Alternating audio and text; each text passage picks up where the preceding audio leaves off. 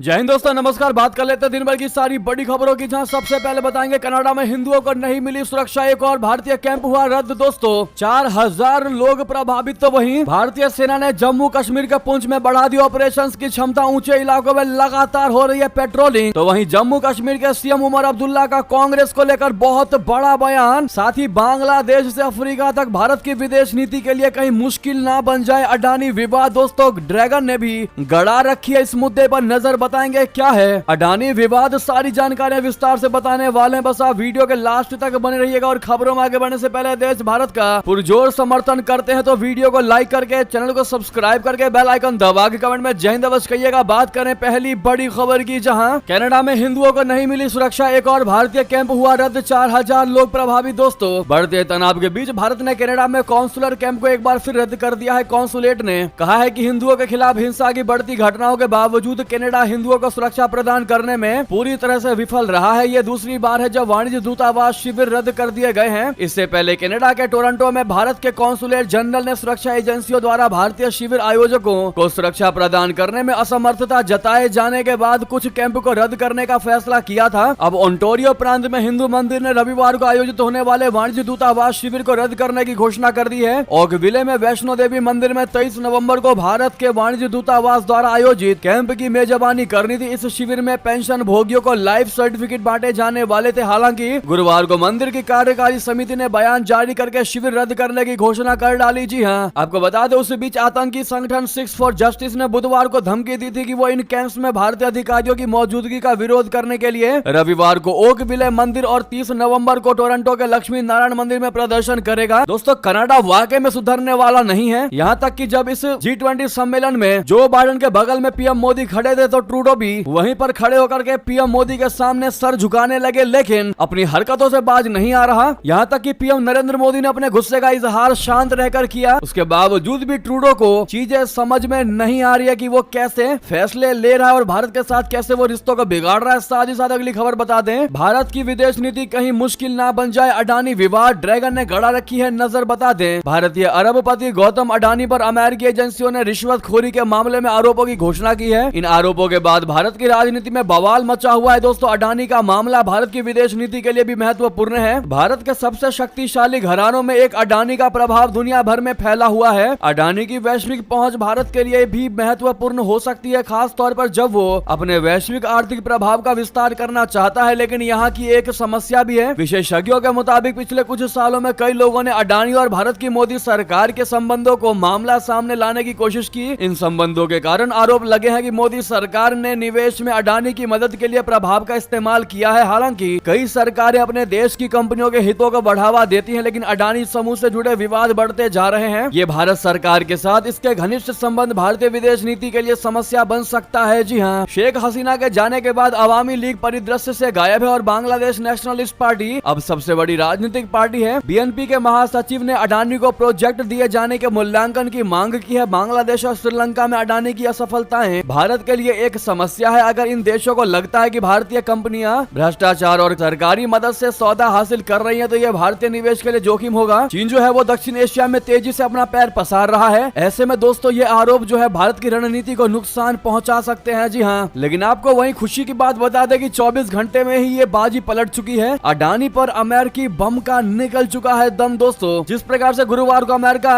से आई उस खबर ने अडानी ग्रुप को हिलाकर रख दिया था, जिसका असर भारतीय शेयर बाजार पर भी देखने को मिला था। गुरुवार को सेंसेक्स और निफ्टी गिरावट के बाद बंद हुई। अडानी ग्रुप के शेयर में भारी बिकवाली आ गई। 20% से भी ज्यादा तक अडानी ग्रुप के शेयर गिर गए थे। इसके अलावा अडानी पोर्ट्स, अडानी इंटरप्राइजेज में बड़ी गिरावट देखने को मिली, लेकिन कुछ ही घंटों में बाजी पलट गई और धीरे धीरे अडानी ग्रुप के सभी शेयर्स रेड से ग्रीन जोन में पहुंच गए। यानी अचानक सभी शेयरों में जोरदार खरीदारी आई, जिससे 10% से ज्यादा गिरने वाले अडानी ग्रीन एनर्जी के शेयर दोपहर करीब 1 बजे करीब 2% चढ़कर कारोबार कर रहे थे। जी हाँ दोस्तों, यानी कि अमेरिका का ये बम फिसड्डी निकल गया अडानी ग्रुप के सामने और फिर एक बार भारत की साख दुनिया में बढ़ती चली गई। जी हाँ, साथ ही साथ आपको बता दें भारतीय सेना ने जम्मू कश्मीर के पुंछ में बढ़ा दी ऑपरेशंस की क्षमता, ऊंचे इलाकों में लगातार होने लगी पेट्रोलिंग। दोस्तों भारतीय सेना ने दावा किया है कि पिछले कुछ समय में सेना ने जम्मू कश्मीर में अपने ऑपरेशंस की क्षमता और प्रभाव को बहुत बढ़ाया है। जम्मू कश्मीर के पहाड़ी के ऊंचे इलाके में भी पेट्रोलिंग और पोस्ट को तैयार करने की कार्रवाई की गई है। जम्मू में भारतीय भारतीय सेना के उत्तरी कमान के प्रमुख lieutenant general MV Suchindra Kumar ने पुंछ लिंक अपडेट पर अपने संबोधन के दौरान कहा कि राजौरी और पुंछ में जो बचा हुआ आतंकवाद है उसे भी अच्छी तरह जानते हैं और ये आतंकवाद बाहरी ताकतों की वजह से है। उन्होंने कहा कि उनके दृष्टिकोण से इस बात को मद्देनजर जरूर रखना चाहिए कि भारतीय सेना पुंछ के आवाम, पुलिस और सिविल एजेंसीज राजौरी और पुंछ में केवल अमन चाहते हैं और अमन का प्रयास करते रहेंगे। उन्होंने कहा कि राजौरी और पुंछ की माउंटेन रिजीज के ऊपरी इलाकों यानी कि पहाड़ की ऊंचाई के इलाके में भारतीय सेना ने गश्त बढ़ा दी और यहाँ कुछ पोर्ट्स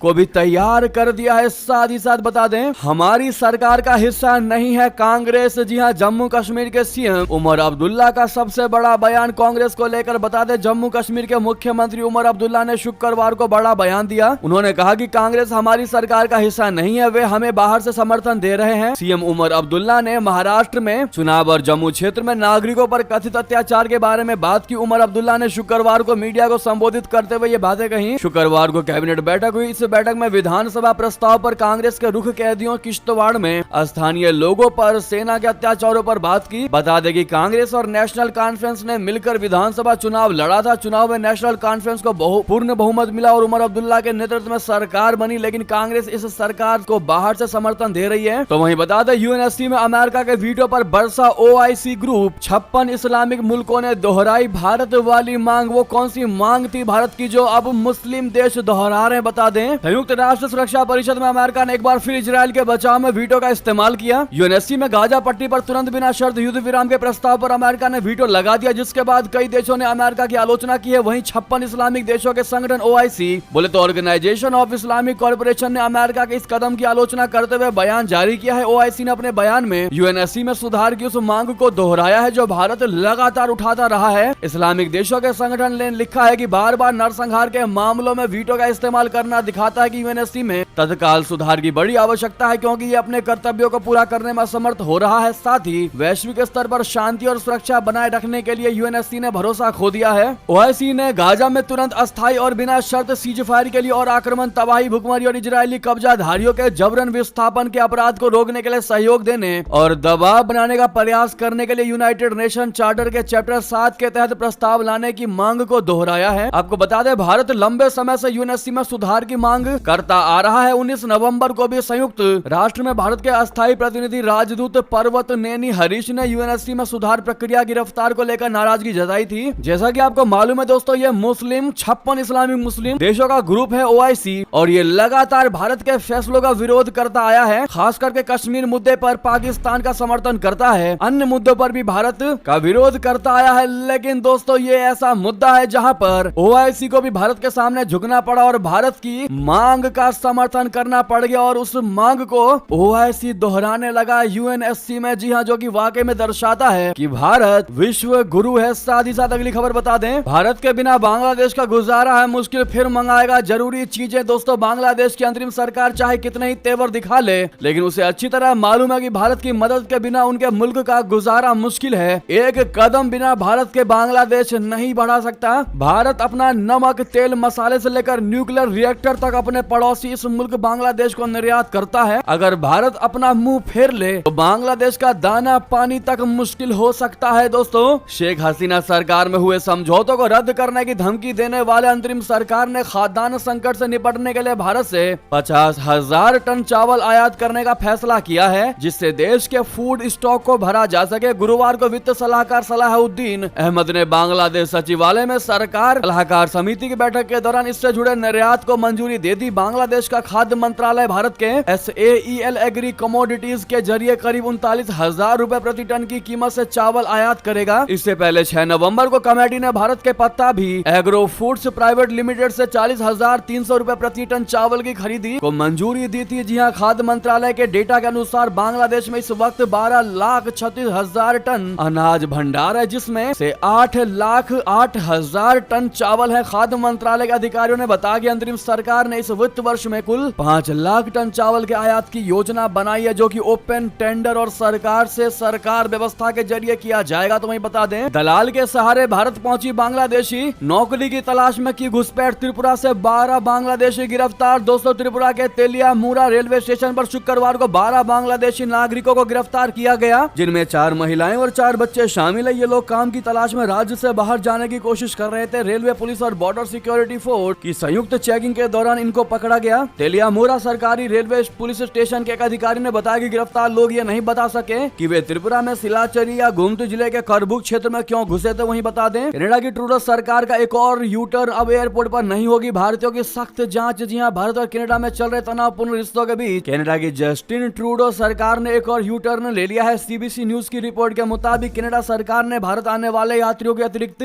सुरक्षा जांच करने के कुछ दिन पहले लिए गए अपने फैसले को वापस ले लिया है। यह कदम खालिस्तानी आतंकवादी हरदीप सिंह निज्जर की हत्या को लेकर दोनों देशों में उपजे कूटनीतिक तनाव के बीच उठाया गया था। वहीं बता दें, भारत सरकार की फटकार के बाद ट्रूडो की अकल आई ठिकाने, कहा पीएम मोदी अब भारत के खिलाफ कोई सबूत नहीं। जी हां, भारत के सामने एक बार फिर कनाडा की सरकार बेनकाब हो गई है। हरदीप सिंह निज्जर की हत्या से जुड़े मामले पर कनाडा को शर्मिंदगी का सामना करना पड़ा है। ट्रूडो सरकार ने इस बात को स्वीकार कर लिया है कि उनके पास प्रधानमंत्री नरेंद्र मोदी, विदेश मंत्री जयशंकर जी और राष्ट्रीय सुरक्षा सलाहकार अजीत डोभाल पर जो आरोप लगाए गए उससे जुड़ा कोई भी सबूत मौजूद नहीं है। साथ ही ट्रूडो सरकार ने कहा है कि इस बारे में उसे अभी कोई जानकारी तक नहीं है। कनाडाई सरकार की तरफ से बयान तब आया जब ग्लोब एंड मेल नामक समाचार पत्र ने खालिस्तानी नेता हरदीप सिंह निज्जर की हत्या को लेकर भारत पर आरोप लगाए थे। हरदीप सिंह निज्जर एक खालिस्तानी समर्थक और भारत में आतंकवादी गतिविधियों में शामिल होने का आरोपी था। उसकी हत्या जून 2023 में कनाडा के ब्रिटिश कोलंबिया में कर दी गई थी। जी हाँ, तो वहीं आपको बता दें, अमेरिका ब्रिटेन पर भी कर देंगे हमला। जी हाँ, यूक्रेन की मदद पर भड़के रूसी राष्ट्रपति व्लादिमीर पुतिन, दे दिया चौंकाने वाला बयान। दोस्तों, रशिया के राष्ट्रपति व्लादिमीर पुतिन ने